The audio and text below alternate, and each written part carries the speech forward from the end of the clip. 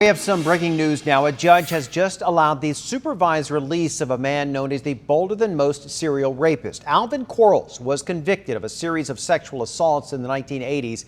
Our attendance reporter John Horn is joining us from the downtown courthouse. And John, there was a lot of anger with the judge's decision today.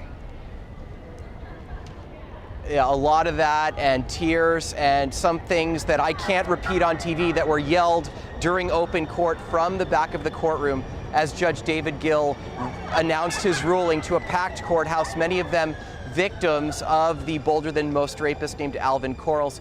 We were not allowed to bring cameras into the courtroom, but I can tell you a little bit about what he looked like, and we can show you some video here that we have in file. So Quarles is in his 50s. He sat silently. He was wearing glasses. He had a shaved head. He might have had a hearing aid, and he had a white goatee. So he was sentenced to 50 years in the late 80s after he pleaded guilty to sexually assaulting more than 10 women, often at knife point, with their significant others being forced to watch.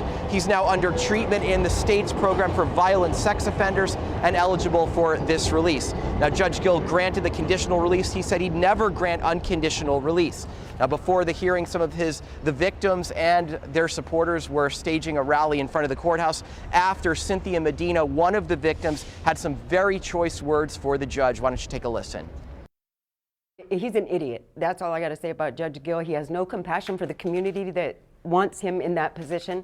He has no compassion for us.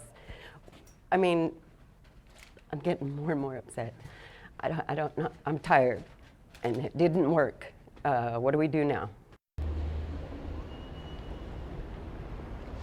Now, it is unclear where Quarles will end up. There will be a hearing in 30 days. Judge Gill said that the public will be involved. He also said that he does believe at this time that Quarles will stay in the county. We will keep you posted as best we can as things develop. Meanwhile, live from the courthouse downtown, John Horn, 10 News.